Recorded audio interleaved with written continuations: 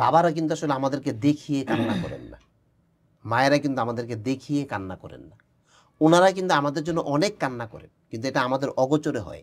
আপনি আপনার সন্তানটাকে এমনভাবে পরিশ্রম করান আপনার সন্তানের জন্য একটা বলার মতো গল্প থাকে, ঠিক না? পরীক্ষা হবে লিখিত, কিন্তু তুমি প্রস্তুতি নিচ্ছ কি? তারপরে আমি যখন বাংলা ইংলিশ কিছুই পারতাম না, তারপরে মানে আমার সাথে যারা ছিল সবাই পড়া পারতো, মানে আমি কিছুই পারতাম না, এটা আমার নিজের কাছে খারাপ লাগতো অনেক। আচ্ছা আচ্ছা আচ্ছা। তারপর আমি রাত্রে মানে বিকালে বাইরে যেতাম না, আচ্ছা আচ্ছা আচ্ছা। বাংলা ইংলিশ মানে সবসময় পড়তাম। তারপরে এমনি পড়তে পড়তে তারপরে কিছুদিন যাওয়ার পরে আমার বাংলা ইংলিশ মানে সব ঠিক হয়ে গেছে, জড়তা কেটে গেছে। জি। তারপর থেকে আমি মানে সবকিছু ভালো করে পারি। আমরা একটা প্যারেন্টিং বই করেছি, আপনারা জানেন। ওই প্যারেন্টিং বইটা আগামী এক সপ্তাহের মধ্যে বাজারে চলে আসবে। প্যারেন্টিং বইয়ের মধ্যে এই বিষয়ে গুরুত্বপূর্ণ তথ্য দেওয়া আছে। তো আসসালামু আলাইকুম, তোমরা কেমন আছো? ওয়ালাইকুম আসসালাম, আলহামদুলিল্লাহ, আমরা ভালো আছি। আপনি কেমন আছেন? আলহামদুলিল্লাহ, আল্লাহ পাক আমাকে খুবই ভালো রেখেছেন। তোমরা প্রথমে একটা ভুল করলে, তোমরা কিন্তু আলহামদুলিল্লাহ আল্লাহ পাক আমাকে খুবই ভালো রেখেছেন এটা বলো নাই, ভুল হয়ে গেল না?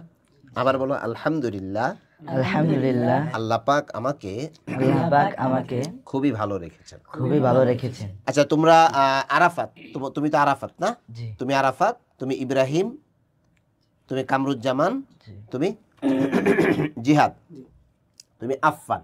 ওকে, তো আরাফাত তুমি বেফাক পরীক্ষা কত নাম্বার সিরিয়ালে গিয়েছো? 48তম। 48তম। হ্যাঁ, এই যে আরাফাত 48তম সিরিয়ালে আরাফাত গিয়েছে। ইব্রাহিম তুমি ভালো আছো?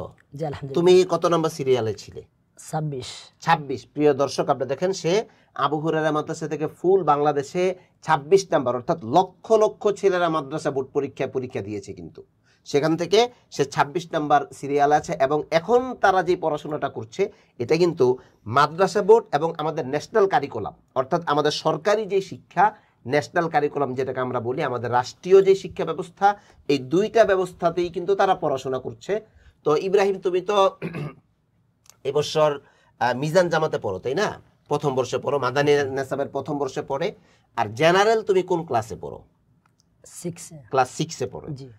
আবার তুমি হাফেজে কোরআন হইছো। জি মাশাআল্লাহ, এই যে দেখেন, জেনারেল 6-এ পড়ে, আবার হাফেজে কোরআন হইছে, আবার সে মাদ্রাসা বোর্ড পরীক্ষা কত নাম্বার সিরিয়াল বললা? 26 নাম্বার সিরিয়াল আছে ফুল বাংলাদেশে। কামরুজ্জামান তুমি কেমন আছো? আলহামদুলিল্লাহ, আল্লাহ পাক আমাকে খুবই ভালো রেখেছেন। আলহামদুলিল্লাহ, আল্লাহ পাক আমাকেও খুবই ভালো রেখেছেন। তুমি কত নাম্বার সিরিয়াল আছো? 39। 39। প্রিয় দর্শক দেখেন, সে 39 নাম্বার সিরিয়ালে। তোমার বাড়ি কোথায়? সিরাজগঞ্জ। সিরাজগঞ্জ। তোমার বাবা আছেন? জি। মা আছেন? জি। তোমার বাবা কি করেন? ব্যবসাকার। কিসের ব্যবসা? এই যে এমনি আদা রসুন পেঁয়াজ মেজ এগুলো বিক্রি অর্থাৎ করে। কাঁচামালের ব্যবসা। জি। এই যে আমাদের কামরুজ্জামান না, জি। এই যে কামরুজ্জামানের বাবা, সে সিরাজগঞ্জ থেকে আমাদের এখানে পড়ে, তার বাবার কাঁচামালের ব্যবসা। তো সে হাফেজ এবং ন্যাশনাল কারিকুলামেও পড়ছে, পাশাপাশি কওমি মাদ্রাসা যে মাদানী নেসাবের কারিকুলাম, অর্থাৎ কওমি যেই কারিকুলাম, প্রাথমিক দিকে আমরা মাদানী নেসাবটা ফলো করি, সেখানেও পড়ছে। তো তুমি কত নম্বর সিরিয়াল বললা? 39। 39টা। ফুল বাংলাদেশে 39 নাম্বার সিরিয়াল। এটা কিন্তু চারটিখানি ব্যাপার না, এর পিছনে ওর একটা মেহনত, ওর একটা সাধনা, কি পরিমাণ মেহনত সে করেছে, আজকে এটাই আমরা ওদের কাছ থেকে মানে বের করে আনার চেষ্টা করবো ইনশাআল্লাহ। ওরা তো বাচ্চা মানুষ, বলতে পারে না, আমরা বিভিন্ন প্রশ্নের মাধ্যমে বের করে আনার চেষ্টা করব। আশা করি আপনারা শেষ পর্যন্ত আমাদের সাথেই থাকবেন। হ্যাঁ, আফফান তুমি কেমন আছো? আলহামদুলিল্লাহ, আল্লাহ পাক আমাকে খুবই ভালো রেখেছেন। তাই? আলহামদুলিল্লাহ, আল্লাহ পাক তোমাকে খুবই ভালো রেখেছেন। তোমার আব্বু আম্মু ভালো আছেন? জি। আচ্ছা, তো আফফান তুমি এই বছর কত নম্বর সিরিয়ালে ছিলে? 33তম। 33। প্রিয় দর্শক দেখেন, আফফান সে 33তম সিরিয়ালে ছিল ফুল বাংলাদেশ। এবং এটা কোনো ঠুনকো বোর্ড না, কিন্তু যে চারটা পাট্টা, এটা মাদ্রাসা বোর্ড। অর্থাৎ আলেম হওয়ার জন্য একটা মানুষ যদি ভালো আলেম হতে চায়, তাহলে তাকে কওমি মাদ্রাসা বোর্ডে পরীক্ষাগুলো দিতে হয়। এই কওমি মাদ্রাসা বোর্ডে কিন্তু তারা পরীক্ষা দিয়েছে। হ্যাঁ, 33তম না? যাক, আলহামদুলিল্লাহ, তোমাদেরকে অনেক অনেক ধন্যবাদ, তোমরা ভালো রেজাল্ট করেছ।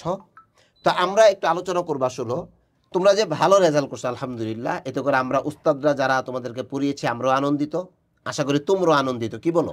জি। ভালো রেজাল্টটা করার পর একটা ভালো লাগে না? জি। সারা বছর আমরা তোমাদেরকে বলেছি যে ভালো করে পড়ো পড়ো পড়ো। দেখো, একটা ছাত্র যখন ভালো রেজাল্ট করে, তখন ছাত্র যতটুকু আনন্দ পায়, এর চেয়ে অনেক বেশি আনন্দ পায় যারা তাকে পড়িয়েছেন, তারা না, আমরা শিক্ষকরা।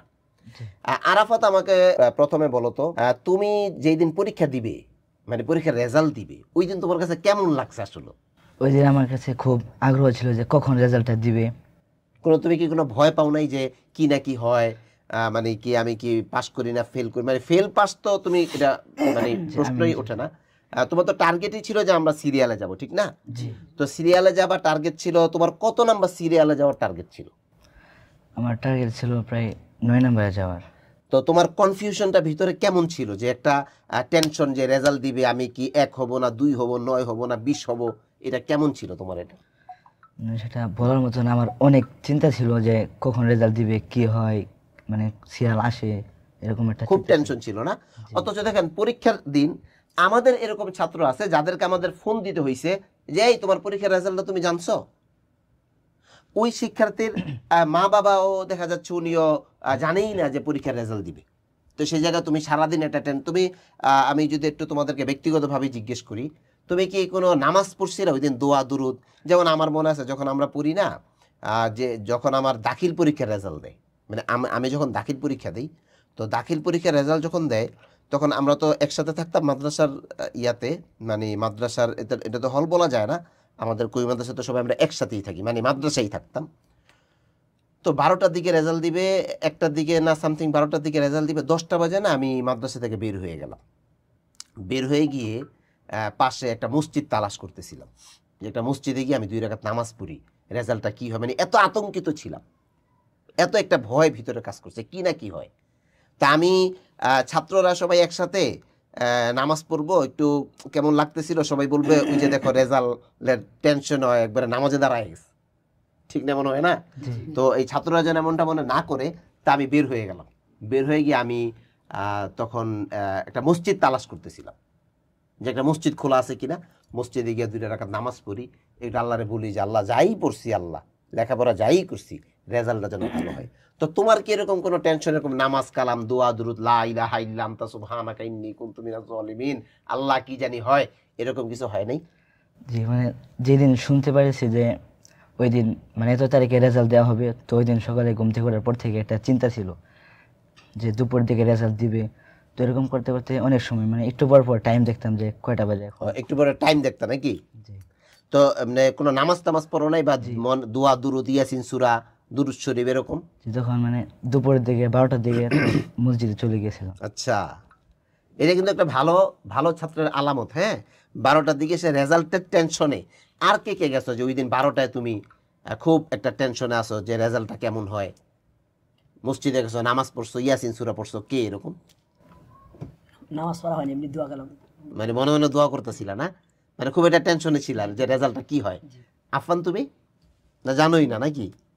সাইকেল চালাইতেছি তো আমি আমি জানতাম না যে বুধবার নাকি বৃহস্পতিবার দিবি। এখন বুধবার দিন আমি টেনশন ছিলাম, বৃহস্পতিবারও আমি টেনশন ছিলাম। রেজাল্ট দিছে কিবারে? আহা, তো আফানে মানে ডাবল টেনশন ফিল করছে। হ্যাঁ, বুধবারও টেনশন, বৃহস্পতিবারও টেনশন। তো এদের তোমার জন্য একটা আযাব হয়ে দাঁড়াইছে। মানে রেজাল্টের টেনশনটা আফানে কয়দিন পোহাইছে? 2 দিন। 2 দিন। তো 2 রাত ঘুমাইতে পারো নাই? হ্যাঁ, খুব টেনশন কাজ করছে ভিতরে, কি না কি হয়, কি না কি হয়। তো যখন 48তম হইছে তুমি জানছো, তখন তোমার কাছে কেমন লাগছে আসলে? তোমার কি বিশ্বাস হইছে নাকি হইছে কি আমি এত কম পাইলাম, কারণ কি কেমন? তখন প্রথমত মানে চিন্তা করেছিলাম যে পরীক্ষা তো আরো ভালো দিয়েছিলাম, তখন শুকরিয়া আদায় করলাম যে আল্লাহর কাছে যে সিরিয়াল তো এসেছে, ভালো হয়েছে আরো। তো তখন আমার আব্বু পাশে ছিল। হ্যাঁ, তো আব্বুকে বলার পর আব্বু তখন প্রায় 2-3 মিনিট বলার পর চুপ করেছিল, আচ্ছা আচ্ছা আচ্ছা, কোনো কথা বলেনি। কারণ কি? তখন কিছুক্ষণ পর দেখলাম যে আব্বুর চোখ দিয়ে মানে পানি আসতেছে এরকম। এই যে অভিযোগ দেখছেন, এই যে একজন সাধনা, তার বাবা তোমার আব্বুর কাঁদতেছে, তোমার আব্বু না? আচ্ছা আচ্ছা, পরে তখন বলেছিল যে তোদেরকে মানে আমরা 2 ভাই, তো বলছিল যে তোদেরকে নিয়ে আমার অনেক স্বপ্ন ছিল, যে এগুলো আস্তে আস্তে পূরণ হচ্ছে, আল্লাহ পূরণ করতেছে। তো তোমার বাবা তখন তুমি দেখছো যে উনি চুপে চুপে কান্না করতেছে। হ্যাঁ, এই যে এটা কিন্তু ছাত্রদের জন্য অনেক বড়, তোমাদের জন্য অনেক বড় একটা শিক্ষা। বাবারা কিন্তু আসলে আমাদেরকে দেখিয়ে কান্না করেন না, মায়েরা কিন্তু আমাদেরকে দেখিয়ে কান্না করেন না, ওনারা কিন্তু আমাদের জন্য অনেক কান্না করেন, কিন্তু এটা আমাদের অগোচরে হয়। এই যে আমাদের আরাফাতর বাবার কান্নাটা দেখছে যে আমার বাবা আমার জন্য কি করতেছে। আচ্ছা, তোমার বাবার এই কান্নাটা কিন্তু একটা আনন্দের কান্না, ঠিক না? তুমি পরীক্ষা ভালো রেজাল্ট করছো, পুরো বাংলাদেশে সিরিয়াল আসছো, এটা অনেক বড় একটা আনন্দের কান্না ছিল। তো তোমার বাবা যখন তুমি যখন আমাকে ফোন তুমি কিন্তু সর্বপ্রথম আমাকে ফোন দিছো যে উস্তাদ জি আমি সিরিয়াল আসছি, জি। তো তুমি তৎক্ষণাৎ আমার নাম্বার কোথায় পাইছিলা? আমি তখন যে এখানে শিক্ষক যে আমার মামা, আচ্ছা আচ্ছা আচ্ছা। ওনাকে ফোন দিয়েছিলাম, তারপর আপনার সাথে তো তুমি রেজাল্টটা ভালো হওয়ার পর সর্বপ্রথম কাকে জানাইছো? সর্বপ্রথম আপনাকে জানানো হয়েছে, আচ্ছা আচ্ছা। তারপর মামাকে বলা হয়েছে। এই যে তুমি যে পড়লা, এই যে মানে পড়ছো একটা বছর মেহনত করছো, গত বছরের শুরুতে তো তুমি জিরো ছিলা ঠিক না? জি। তো এই যে এক বছর যে তুমি মেহনত করলা, এই এক বছর মেহনত করার ফলে তোমার কিভাবে তুমি মেহনত করছো বলো তো? তোমার কি ত্যাগ, একটা বলার মতো গল্প। আমি অভিভাবকদেরকে একটু দৃষ্টি আকর্ষণ করছি, আপনি আপনার সন্তানটাকে এমনভাবে পরিশ্রম করান আপনার সন্তানের জন্য একটা বলার মতো গল্প থাকে ঠিক না? এই যে তোমাদের আজকে বলার মতো একটা কি হয়েছে, তো তুমিই কিন্তু সামনে সাকসেস হবা যে আমার বলার মতো গল্প হচ্ছে। এখনকার যুগে সাকসেস সফল ওই শিক্ষার্থী হয় যে শিক্ষার্থীর একটা বলার মতো গল্প হয়। আমি সারা রাত পড়ছি, এই যে আমি আমার একটা গল্প কিন্তু তোমাদেরকে শোনায় ফেললাম কি, যখন পরীক্ষার রেজাল্ট হয় আমি বাহিরে গিয়ে মসজিদ তালাশ করছি, এটা আমার একটা বলার মতো গল্প। তো তুমি যে পড়ছো, তুমি কি পরিমাণ পরিশ্রম করছো বলো তো একটু? তো বছরের শুরুতে মানে তখন একটু ভালো লাগতো না, যখন আস্তে আস্তে চাপ শুরু হয়েছে আচ্ছা আচ্ছা আচ্ছা। যে ভালো করে পড়তে হইবে, বেশি পড়াশোনা লেখা, তখন মানে মন চাইতো যে চলে যায়। আচ্ছা, আমাদের প্রতিষ্ঠানে তো আমরা অনেক চাপ দিই, হ্যাঁ, যেমন আমাদের হেফসখানায় ধরো কিতাবখানায়ও হেফসখানার মতোই শিক্ষক লেগে থাকে জি। ঠিক না? 24 ঘন্টা। এরপর আবার এই জায়গায় আমি মনিটরিং করি, আবার আমাদের আকরাম উস্তাদজি উনি মনিটরিং করে, আবার আমাদের দেলোয়ার সাহেব উনি মনিটরিং করে, অর্থাৎ শিক্ষকরা বাদে আরো 3 জন আছেন মনিটরিং। এই যে একটা চাপে পড়লা তুমি, এই চাপে পড়ে কিন্তু তোমাদের সাথে অনেকে চলেও গেছে জি ঠিক না? জি। এই চাপের কারণে যে তুমি যে এই চাপটা নিলা, তুমি যে গেলা না, কেন গেলা না এত চাপ সহ্য করার পর? মানে ছোট থেকে দেখেছি যে আমার বাবা বলতো যে ভালো করে পড়াশোনা করতে হবে, ভালো কিছু জীবনে করতে হবে। তো সব কিছু মিলে চিন্তা ভাবনা করে দেখলাম যদি ভালো করে পড়াশোনা না করি আর যদি একটা চাপের মধ্যে না পড়ি তাহলে মানে পড়তে মন চাবে না। আচ্ছা আচ্ছা আচ্ছা আচ্ছা। আর যখন চাপ শুরু হয় তখন মানে এমন দিন হতো যে ভালো লাগতো না, মন চাইতো যে চলে যায়, কিন্তু তারপরেও এখানে থেকেছি, পড়াশোনা করেছি ভালোভাবে। তুমি রাত্রে কয়টা পর্যন্ত পড়ছো লাস্ট একবারে? তো বেফাকের একদম আমি লাস্ট পড়েছিলাম প্রায় 2:30 পর্যন্ত। 2:30টা? মানে স্বাভাবিক মানে তুমি সাধারণত কয়টা পর্যন্ত পড়তা রাত্রে? স্বাভাবিক 12টা 12:30 পর্যন্ত পড়তাম প্রতিনিয়ত? জি। তুমি কি আসরের পরে বাহিরে যাইতা? না, আসার পরে যেদিন ধরেন একদম প্রয়োজন, মানে প্রয়োজন একদম জরুরি, তখন যাওয়া হতো, এছাড়া যাওয়া হতো না। মাদ্রাসা যখন এই এক বন্ধ থেকে আরেক বন্ধে তুমি কতবার বাড়িতে গেছো? না তুমি এক বছরে ছুটি নিছো কোনো, যে ক্লাস মিস দিয়ে তুমি গত এক বছরে ক্লাস মিস দিছো?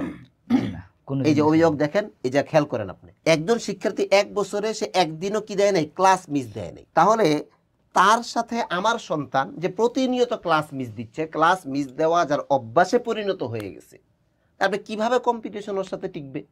এটা তো একবার অসম্ভব। এখন আমরা শিক্ষক, আমাদের কাছে কোনো ট্যাবলেট নাই যে ট্যাবলেটটা খাইয়ে দিলাম আর তুমি কি হয়ে গেল ভাই, আজম হয়ে গেল। বড় আলোক। প্যারাসিটামল ট্যাবলেট আছে আফফান আমার কাছে?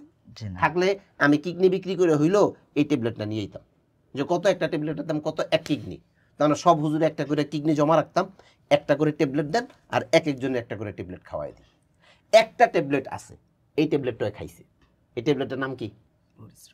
পরিশ্রম। এই যে এক বছরে বাড়িতে যায় নাই। আচ্ছা, তোমার আব্বু আম্মুর কি পরিশ্রম বলো তো? তোমার আব্বু কি এরকম হয় নাই যে এই এক বছরে কি তোমার বাড়িতে কোনো অনুষ্ঠান হয় নাই? বিয়ের অনুষ্ঠান, মুসলমানের অনুষ্ঠান, মিলাদ, দুয়া, দুরুদ, ওয়াজ, মাহফিল, কত কিছু হয়, এক বছরে তোমার হয় নাই? যে হয়েছিল আত্মীয়দের মধ্যে বছরে প্রায় 2টা বিয়ে হয়েছিল, আচ্ছা আচ্ছা আচ্ছা। আর একজনের মুসলমানি হয়েছিল। হ্যাঁ। তো মানে আমাকে বলছে যে বিয়া শেষ হওয়ার পরে বলছে যেন আমার যাইতে কোনো আগ্রহ না হয়, বিয়া শেষ এখন যে আমি কি করব। হ্যাঁ রাইট। এই জায়গায় তার মা বাবা বিচক্ষণতার পরিচয় দিয়েছে। সামাজিক অনুষ্ঠান তার সন্তানকে জানানই নেই, যার ফলে তার ব্রেনটা ওই দিকে যায় নেই। এগুলো কিন্তু ভেরি গুরুত্বপূর্ণ, অত্যন্ত মানে গুরুত্বপূর্ণ একটা বিষয় আমাদের বর্তমান সময়ের অভিভাবকদের জন্য। আমাদের বর্তমান সময়ের অনেক অভিভাবকগণ মনে করে কি, আমার তো টাকা আছে, বাস আমি টাকা খরচ করব আর আমার সন্তান সে মানুষ হয়ে বের হবে। ভাই, টাকা দিয়ে দুনিয়ার সব আনা যায়, মানে আনা যায় কিনা আমি জানি না, বাকি বিদ্যা এটা টাকা দিয়ে আনা যায় না। এটার জন্য বিদ্যা চায় পরিশ্রম, বিদ্যা চায় সাধনা, বিদ্যা চায় কষ্ট, বিদ্যা চায় উস্তাদের নেগরানিতে। এই যে আমরা আমরা কিন্তু অনেক, আপনি কি বুঝেন যে এতগুলো মানে হাজার হাজার শিক্ষার্থীদের মধ্যে ওরা সিরিয়ালে মেধা তালিকায় চলে গেছে, কি পরিমাণ চাপ। আচ্ছা, হাতের লেখার জন্য আমরা কি পরিমাণ পরিশ্রম, আমার মনে আছে তোমরা কিন্তু একবার আমাকে সুপারিশ করছিলা, মনে আছে তোমাদের, জি যে উস্তাদ যে আমাদের লেখার চাপ কমায় দেন, জি বলা মনে আছে? দরখাস্ত দিছিলাম আমারে, জি আমি কি কমাইছিলাম? জি না আচ্ছা, তখন তোমাদের কেমন লাগছিল বলো তো? না, তোমরা যে সবাই মিলে আমারে মানে লেখা কমানোর জন্য একটা কি দিলা, যেমন ধরো উস্তাদরা লেখা দিচ্ছে আর উস্তাদে তোমারে পড়া বেশি দিচ্ছে, এটা তো আমি না জানা না, আমি কইছি দেখি তো নিয়ে দিতেছে নাকি, যে ভাই আরো লেখার, আরো পড়ার, লেখা বাড়ায় দেন। তারপরে কিন্তু তোমরা মনে করছো কি এটি মনে হয় হুজুররাই দেয় নাকি, তোমরা কি মনে করছো? হুজুররাই দেয়, বড় হুজুরে জানে না। আচ্ছা, বড় হুজুরের কাছে গিয়ে আমরা অভিযোগ দিই। তোমরা কিন্তু সবাই এসে একবার, ওরা কিন্তু এসে আমার কাছে একবার অভিযোগ দিয়েছে যে উস্তাদ যে আমাদের লেখাটা একটু কমায় দেন। তখন আমি তোমাদেরকে কি বলছিলাম মনে আছে তোমার? বলছিলেন যে যে ব্যাপারে পরীক্ষাটা হবে সেটা তো মৌখিক না, সেটা লিখিত হবে। আর এখন যদি তুমি না লেখো, হ্যাঁ, আমারও কিন্তু মনে নেই আমি কি বলছিলাম, বাকি হ্যাঁ এই কথাটা আমি বলি, আমারও কিন্তু মনে নেই আমি কি বলছিলাম, কিন্তু এই কথাটা আমার এটা জানা আছে যে এই কথাটা আমি বিভিন্ন জায়গায় বলি যে ভাই পরীক্ষা হবে লিখিত, কিন্তু তুমি প্রস্তুতি নিচ্ছ কি মৌখিক। আশ্চর্য ব্যাপার, পরীক্ষা আসবে কি আফান, হ্যাঁ প্রস্তুতি নাও কি মৌখিক। তো তুমি কিভাবে তুমি, আচ্ছা পরে আমি কি বললাম তোমাদেরকে, যে এখন থেকে যদি তুমি না লিখো তাহলে পরীক্ষায় গিয়ে আর লিখতে পারবে না। এখন যদি তুমি 1 পৃষ্ঠা লেখো, পরীক্ষায় 8 পৃষ্ঠা লিখবে। হ্যাঁ। সেই জন্যই মানে তো লেখার আচ্ছা ইব্রাহিম, আমি যে তখন লেখা কমাইলাম না, পরে এটা তোমাদের মধ্যে একটা সমালোচনা অবশ্যই হয়েছে, এটা অবশ্যই হবে, আমরা জানি, আমরাও তো ছাত্র ছিলাম, যে কিরে হুজুরে কইলাম, হুজুররা বুঝে না, এমনি পড়েনি, এমনি পড়ন যায়নি, এত চাপ দেয়নি, এত চাপ দিলে বেশি টানলে রশি সিররা যায়, এগুলো পোলাপানে বলে, কিন্তু এগুলো আমরাও বলছি এক সময়। তখন তোমাদের মধ্যে কি আলোচনাটা হয়েছিল? যে এরকমটাই, মানে আমরা বলতাম যে বেশি চাপ দিলে ছাত্র একটাও থাকবো না, সব যাইব গে। আর আমরাও কিন্তু বলতাম যে আবু হুরায়রা পড়তে হইলে কি আছে, চাপ আছে। তোমরা চাপ নিছ, গ্যান্ডারি দেখো, গ্যান্ডারি দেখো না, গ্যান্ডারি যখন ভাঙ্গে কি চাপ দেয়, এটারে ঘুরাইয়া ঘুরাইয়া ঘুরাইয়া ঘুরাইয়া ভিতরে দিয়া এই যে চাপ দিতেছে, 1 ফুটা রস এই গ্যান্ডারির মধ্যে। দেখছো গ্যান্ডারি ভাঙ্গা যা রাস্তায়, যাক তাহলে এটা তোমরা সমালোচনা করছো না, যে হুজুরের কাছে গেলাম, এত চাপ দেয়নি, বুঝে না, আগের দিনের মধ্যে এখন আর আসেনি, এত পরিশ্রম করেনি, বেশি টান দিলে রশি সিররা যায়, তো এরকম তোমরা বলছো না। আচ্ছা, আমি যে কমাইলাম না, এটা পরে তোমার ফিল কি ছিল? পরে বুঝতে পারছি যে এটা আমার ভালোর জন্য ছিল। মানে এরকম কি একবারও হয়েছে তুমি তোমার অভিভাবকরা জানাইছো যে এই মাদ্রাসায় বেশি চাপ, আমি পড়ুম না? তুমি তুমি তুমি তো একবার চলে গেছিলা, ঠিক না? কেন চলে গেলা? লেখার জন্য। মানে এত লেখা, জি দেখছেন অভিভাবক, দেখেন এত লেখা, লেখার কারণে কি হয়েছে, চলেই গেছে। পরে তুমি আসলা কিভাবে? পরে দিয়ে বুঝলাম যে না, যাই হয় আমার ভালোর জন্য। এটা কে বুঝাইছে? এটা তো তুমি বুঝো নাই, কেউ তোমার বুঝাইছে? কে বুঝাইছে? আমার বাবা বললো যাই হয় তোমার ভালোর জন্যই হয়, এখন যদি তুমি একটু চাপ নাও তাহলে পরবর্তীতে তোমার পরবর্তী জীবন সুখের হবে।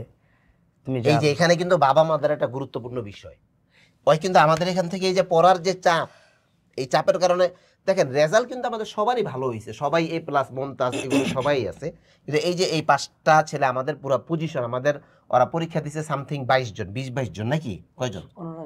17 জন। মানে তোমরা বছরের শুরুতে ছিলা কয়জন? 25 জন। 25 জন থেকে চাপের কারণে কমতে কমতে আসছে, পরীক্ষা দিছে 17 জন। এই 17 জনে কিন্তু আমাদের ভালো রেজাল্ট, কিন্তু এই 17 জনের মধ্যে আবার এরা একবারে মেধা তালিকা আছে। এই যে এই ছেলেটা কিন্তু সে একবার চলেও গেছে, যে না এত চাপ আমি নিতে পারবো না, হেসখানায় এত কষ্ট করলাম, যে কিতাবখানায় একটু আরাম আরাম নাকি আফান, হেসখানায় এত কষ্ট, কিতাবখানায় গিয়ে কি কিতাবখানায় আরো বেরাম, আরো কষ্ট। এখন তোমরা একটু বলো তো, যারা মনে করে যে কিতাবখানায় আরাম, তাদেরকে তুমি কি বলবা? আপনি যদি বড় আলেম হতে চান তাহলে আপনাকে অবশ্যই কিতাবখানায় অনেক পরিশ্রম করতে হবে। তবে একটা জিনিস ঠিক, কিতাবখানায় যদি কেউ চায় যে আমি পড়বো না, তাহলে কিন্তু সে বসে থাকার সুযোগ আছে। এখন হেসখানায় না পড়লেও ওর কিন্তু একটা এই মানে ঝুলতে হয়, ক্লাসে বসতে হয়। আর কিতাবখানা যদি মনে করে যে না আমি পড়ুম না, বইয়ে থাকুম, এই জায়গায় কিন্তু এই সুযোগটা সে ইচ্ছা করলে কি করতে পারে। যদিও আবু হুরায়রা এটা সম্ভব না, আবু হুরায়রার কিতাবখানা নুরানি হেসখানার মতোই ঘাড়ে ধরে ধরে, কিন্তু অন্যান্য কিতাবখানা এটা আছে যে না পড়লে ঠিক আছে ভাই, তুমি অত উস্তাদরা 1-2 বার বলবে, কারণ এখন তুমি বড় হয়ে গেছো না, এখন তো বারবার উস্তাদ তোমাকে বলবে না, ওই যে গতবার এসে উস্তাদের নাম আমার কাছে নালিশ দিছো যে বেশি করে লেখায়, ঠিক নেই? আচ্ছা তাহলে তোমার আব্বা তোমারে কি বইলা বুঝাইলো? আসলে এখন যদি তুমি একটু কষ্ট করো তাহলে তোমার পরবর্তী জীবন সুখের হবে। তুমি কি এখন সাময়িক আরাম চাও নাকি পরবর্তী জীবন তোমার সুখের চাও? তুমি যদি এখন সামান্য কষ্ট করো তাহলে তোমার পরবর্তী জীবন অনেক সুখের হবে। তখন আমি বুঝলাম যে না, তো না, এটা তো তুমি এত সহজে বুঝো নাই, ঠিক না? এটা তোমার আব্বাই কইছে, আম্মাই কইছে, একটু মাইর দিছিল নি? জি না, মারণ লাগে নাই? জি না, মার দেয় নাই। আসো সত্যি? জি, এই জি সত্যি, ফোন দিব তোমার আব্বারে। জি দিতে পারেন। আমাকে সুন্দর করে বলছে যে তো এত সুন্দর করে বললেই তোমার বুঝাইছে গেল? এটা আল্লাহই বুঝ দিছে। কে দিছে? আল্লাহ। এটা আল্লাহ পাক বুঝ দিছে।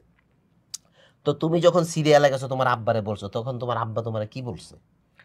আমার আব্বা বলছে, অনেক খুশি হয়েছে। তারপরে বলছে যে দেখ, তুই যদি সেদিন চলে আসতি তাহলে কিন্তু আজকে এই সিরিয়ালে যেতে পারতি না। সত্যি বলছে? জি, আলহামদুলিল্লাহ। হ্যাঁ, এই যে বাবার একটা মনের দোয়া, হ্যাঁ, যে ছেলেকে আমি কথাটা বলছি, ছেলে আমার কথাটা মানছে। দেখো মা বাবার এটাই দোয়া, যে মা বাবার যখন মনে পড়ে যে ছেলের কথা, তখন মা বাবার একটা ভালো লাগা কাজ করে, না আমার ছেলেরা তো ভালো রে।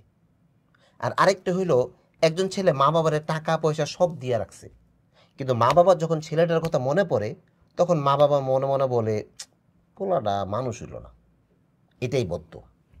কোনো মা বাবা কিন্তু ছেলে সন্তানকে বদ্দোয়া মুখে দেয় না। এই যে একটা ফিল, সন্তানের কথা মনে পড়লে তার মনে একটা হতাশা কাজ করে। এই যে যদি ওই দিন গিয়া এখানে না পড়তো, গিয়ে একবারে মনে করে এই রোদে পড়তো, বৃষ্টিতে ভিজতো, বা একটা নর্মাল প্রতিষ্ঠানে গিয়ে পড়তো, আজকে এই রেজাল্টটা হইতো না। হইতো? রেজাল্টটা হইছে, এখন তার বাবার বুক থেকে একটা কি আসছে? দোয়া। আচ্ছা পরে তোমার আব্বু কি বললো? ওরা বললো, আমি কি তখন তোর খারাপ চেয়েছিলাম না ভালো? আমি বললাম ভালো। আচ্ছা আচ্ছা আচ্ছা। পরে আমাকে বললো যে ভালো করে পড়ালেখা কর, তোকে নিয়ে আমার অনেক স্বপ্ন, তুই বড় আলেম হবি, হাফেজ হবি, অনেককে বড় একটা প্রতিষ্ঠান দিবি, অনেককে তুমি দিনের খেদমতে কাজ করবা। তো তোমার আম্মুর ফিল কি? আমি আমার আব্বুকে বলছিলাম, আমার আব্বু আর কি আমার আম্মুকে বলেছে। পরে আমি আম্মুকে বললাম, পরে আম্মু অনেক খুশি হইলো। তারপরে বললো, দেখ তোর বাবা কিন্তু সেদিন একটা ভালো কাজ করেছিল, যদি সেটা না করতো তাহলে আজকে তুই এই খুশির খবরটা আমাকে দিতে পারতি না। আচ্ছা আচ্ছা। হয়তো তোর সাথীরা অনেক এগিয়ে যেত আর তুই পিছনে পড়ে থাকতি। তখন আমি বুঝলাম যে না, মা বাবা যা করে সন্তানের ভালোর জন্যই করে। তো ওই দিন দুপুরবেলা তোমার কি খাওয়াইছিল তোমার আব্বা আম্মা? সেদিন আমি বাসায় ছিলাম না, আচ্ছা আচ্ছা, ঢাকায় এসেছিলাম। ও ঢাকা চলে আসছিল না?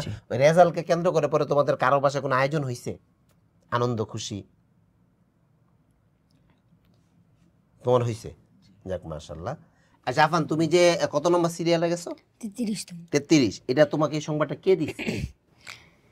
তখন বাবা বাসায় ছিল না, বাবা বলছিল যে দেখার জন্য। এমনি আগ থেকে কি তোমার আব্বা আম্মুর কোনো প্রস্তুতি ছিল যে আফান তোর রেজাল্ট কবে দিবে, তোর রুল নাম্বার কত, তোর রেজিস্ট্রেশন নাম্বার কত, এগুলো দিয়া রাখ, আমরা অনলাইনে সার্চ করব?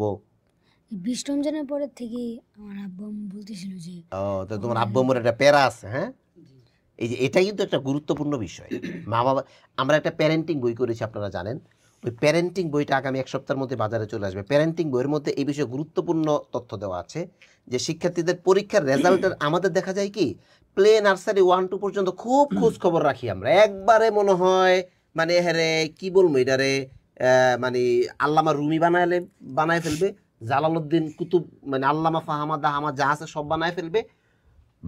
প্লে নার্সারি 1-2 পর্যন্ত খুব খোঁজ খবর, 6 উঠে গেল, এখন আর কোনো খোঁজ খবর আমাদের নাই। হাত্তাকে পরীক্ষার রেজাল্টের খোঁজটাও আমরা অনেক সময় নেই না। এটা খুবই আফসোসের, খুবই দুঃখজনক। আমরা আবু হুরায়রার মাদ্রাসাতে চেষ্টা করি গার্ডিয়ানদেরকে আমরা অ্যাক্টিভ রাখার জন্য, বিশেষ করে কিতাব বিভাগের গার্ডিয়ান যারা, আপনারা জানেন যে আপনাদেরকে নিয়ে আমাদের একটা গ্রুপ বানানো আছে। গ্রুপে আপনাদের মেসেজের অ্যান্সার দেওয়ার জন্য আমাদের আলাদা শিক্ষকরা রয়েছেন। আমরা আগামী বছর এটাকে আরও সুন্দরভাবে সাজিয়ে আনবো। যাই হোক, তাহলে তোমার আব্বু আম্মুর একটা ইয়া ছিল না যে রেজাল্টটা কবে হবে, মানে একটা আগ্রহ ছিল। আচ্ছা, পরে তুমি জানলা কিভাবে? আব্বু বললো যে এই যে এত রমজানে রেজাল্ট দিবে, পরে থেকেই আর কি জানতাম না যে দুই এক দিনের মধ্যে দিবে। এখন কবে দিবে এটা ঠিক ছিলাম না, বুধবার নাকি বৃহস্পতিবার দিবে। পরে বুধবার দিন দেয় নাই, পরে শিউরেছি যে বৃহস্পতিবার দিবে। জি বৃহস্পতিবার। তো তুমি যে সিরিয়ালে কত নম্বর সিরিয়াল বললা? 33। তো এটা কে সংবাদটা দিছে সবার আগে তোমাকে?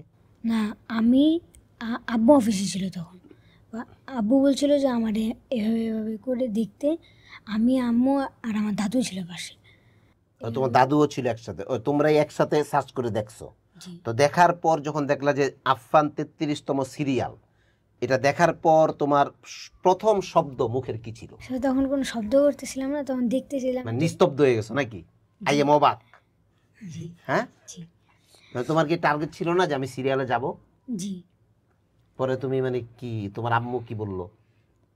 আম্মু তো পাশে ছিলই, পরে আমি বললাম এটা আমার আমার পরে আমি মানে বিশ্বাস হইতেছে নাকি?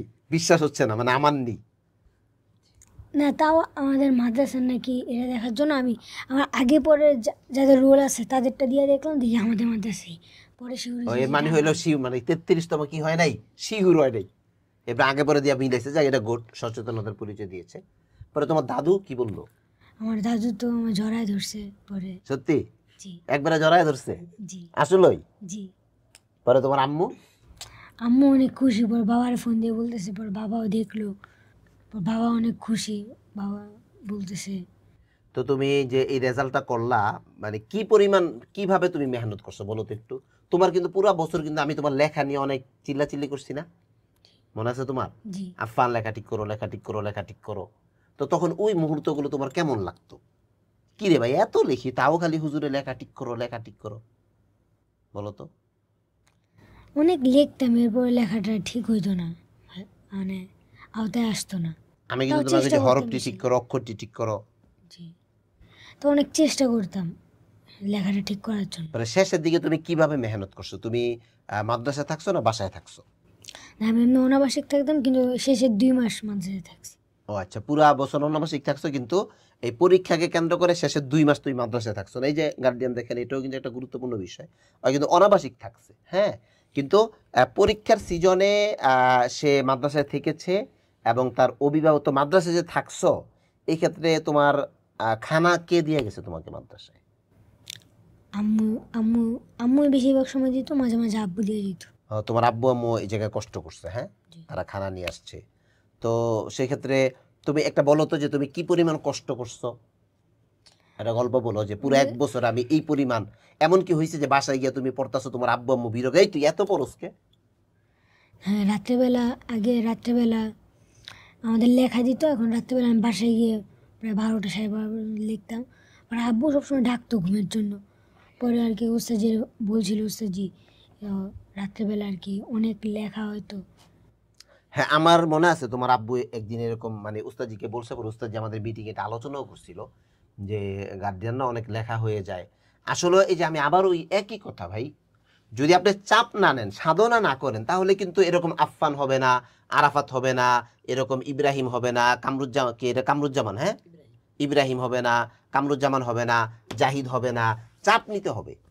তো এখন চাপ, এই যে চাপ নিয়েছে লেখা। ওর বাবা কিন্তু বলছিলেন যে উস্তাদ আসলেই এটা ঠিক, ছোট মানুষ তাদের 1টা 1.5টা পর্যন্ত লিখতেছে, কিন্তু আমরা তো দেখতেছি আসলে এটা সাধনার জায়গা, ঠিক না? আমি কিন্তু গত বছর তোমাদেরকে বারবার বলেছিলাম যে তোমরা এটা ভাইবো না যে তোমরা এখানে এই 20-22 জনই তোমার সাথে কম্পিটিশন করতেছে। তোমার সাথে কম্পিটিশন করতেছে হাজার হাজার ছেলেরা। যখন তুমি ঘুমাচ্ছ, হইতে পারে ওই ছেলেটা সজাগ অয় পড়তেছে। তোমার প্রতিযোগিতা লন্ডনের একটা ছেলের সাথে, হিন্দুস্তানের একটা ছেলের সাথে, পাকিস্তানের একটা ছেলের সাথে, সৌদি আরবের একটা ছেলের সাথে। তো তখন তোমার আব্বুরে তুমি কি বলতে এত লেখা? পরে আব্বু যখন দেখলো না লেখা কমে না, লেখাই কমে না লেখা? জি, পরে আমরা বললাম মাদ্রাসায় থাকো তুমি। পরে আমি ও আচ্ছা, বাসায় লাভ নেই, হ্যাঁ। জি, পরে পরে মাদ্রাসায় থাকলাম। মাদ্রাসায় প্রায় 2টা শেষে দিয়ে প্রায় 2টা 2:30 পর্যন্ত আমরা পড়তাম বেফাকের আগে। তো মাদ্রাসায় যে থাকছো, থাকার ক্ষেত্রে তোমার কষ্ট হয় নাই? বাসায় তো আরামে থাকছো, মাদ্রাসায় ফ্লোরে ঘুমাইছো, অনেক সময় মানে অজু ইস্তেঞ্জার কষ্ট। কি রকম কষ্ট হয়েছে বলো তো, যেটা তুমি নিতে পারো না এই কষ্টটা, যে এত কষ্ট করতেছি? ও সমস্যা হয়েছে না, এমনি ভালো করে থাকতে পারতাম। ভালো করে থাকতে পারছো, যাক আলহামদুলিল্লাহ। তো তুমি যে গত 1 বছর পড়ছো, তুমি কিভাবে পরিশ্রম করছো, কি কষ্ট করছো বলো তো একটু। আসলে আমি গত বছর যে এই জায়গায় আসছিলাম, আমি ওই সময় বাংলা ইংলিশ কিছুই পারতাম না। হ্যাঁ, এটা কিন্তু একটা গুরুত্বপূর্ণ বিষয় গার্ডিয়ান। যারা হেফখানায় বাংলা অঙ্ক ইংরেজি মোটেই পড়ে না, কিতাবখানায় যাওয়ার পরে কিন্তু তার অনেক একটা সমস্যায় পড়তে হয়, ঠিক না? এই সমস্যাটা কিন্তু ভালোই। আচ্ছা, তোমার কি বাংলা অঙ্ক ইংরেজির জন্য কোনো ধরনের সমস্যা হয়েছিল? তোমার কি এরকম হয়েছে বর্ণগুলো চিন্তাছো না তুমি? আচ্ছা, কারণ হইলো আমাদের এখানে বাংলা অঙ্ক ইংরেজি পড়ছে, হয়তো যে ক্লাসের বিষয়টা বুঝতে কষ্ট হয়, কম হয়, একটু আগে বুঝে এটা তো ভিন্ন বিষয়, কিন্তু এমন হয় নাই যে এটা আমার আনৌখা একবারে অপরিচিত, এটা তো হয় নাই। বলো তো পরে একেবারেই পারতা না, পরে তুমি কিভাবে সাপোর্ট নিলা, কিভাবে সাহস জুগাইলা? কারণ তোমার ডানে বামে যারা ছিল সবাই তো আমাদের পুরান ছাত্র, সবাই দেখা যায় ভালোই পারতেছে। আফফান পারে, আহনাফে পারে, মুন্নায় পারে, তারপরে আরো কে কে ছিল, মুস্তাকিমে পারে, জিলানি, আরো যারা আছে, এই যে অয় পড়ছে। তো তুমি কিভাবে এটা ব্যাকআপ দিছো বলো তো? তারপরে আমি যখন বাংলা ইংলিশ কিছুই পারতাম না, তারপরে মানে আমার সাথে যারা ছিল সবাই পড়া পারতো, মানে আমি কিছুই পারতাম না, এটা আমার নিজের কাছে খারাপ লাগতো অনেক। আচ্ছা আচ্ছা আচ্ছা তারপর আমি রাত্রে মানে বিকালে বাইরে যেতাম না, আচ্ছা আচ্ছা আচ্ছা। বাংলা ইংলিশ মানে সবসময় পড়তাম। তারপরে এমনি পড়তে পড়তে তারপরে কিছুদিন যাওয়ার পরে আমার বাংলা ইংলিশ মানে সব ঠিক হয়ে গেছে, জড়তা কেটে গেছে। জি। হ্যাঁ, তারপর থেকে আমি মানে সবকিছু ভালো করে পারি। তাহলে আসরের পর তুমি বাহিরে যাইতে নাই তো? জি। আর পুরা বছরে তুমি ছুটি নিছো কয়বার? আমি এই বছরে একবারও ছুটি নিইনি, আবার বন্ধের সময় যেদিন খোলা হইতো, খোলা হওয়ার একদিন আগে মাদ্রাসায় চলে আসতাম। মাশাআল্লাহ, পুরা বছরে মোটামুটি সবাই তোমরা এমন, এই জন্যই তো তোমরা এমন, তোমরা ছুটি নেও নাই দেখেই কি তোমরা এরকম। এই জন্য আমরা তোমাদের মাধ্যমে সকল শিক্ষার্থীদের মা বাবাদেরকে বলতে চাই যে আপনার বাসার সামাজিক অনুষ্ঠান, বিয়ের অনুষ্ঠান, মুসলমানের অনুষ্ঠান, এগুলো তো আমরা প্যারেন্টিং বইয়ে দেখছি। একজন মাদ্রাসার শিক্ষার্থীর জন্য বিয়ের অনুষ্ঠানে গেলে তার জেহেন নষ্ট হয়ে যায়, গায়ে হলুদের অনুষ্ঠানে গেলে তার জেহেন কি হয়ে যায়? কারণ তোমরা যে শিক্ষাটা শিখতেছো এই শিক্ষাটা পবিত্র, এই শিক্ষাটা একটা পবিত্র হৃদয়ে চায়, তোমার আত্মা, তোমার দিল, তোমার কল্প এটা পবিত্র হইতে হবে। তো তোমার আব্বু আম্মুর পক্ষ থেকে কেমন সাপোর্ট তুমি পাইছো, বা কখনো বলছো যে আমি পড়া পারতাছি না, পড়া বুঝতেছি না, কি করবো, আমার ভাল লাগে না, চইলা যাবো, এরকম কিছু? জি, আমি বলছিলাম। তারপরে আমার আব্বু বলল যে দেখো, যদি তুমি এখন চাপ না সহ্য করতে পারো তাহলে তুমি পরে কিছুই পারবা না। এখন যদি একটা বছর বা এই কয়েক মাস চাপ সহ্য করো, তারপরে দেখা গেছে যে তুমি বাংলা ইংলিশ সব কিছু ভালো করে পড়তে পারবা।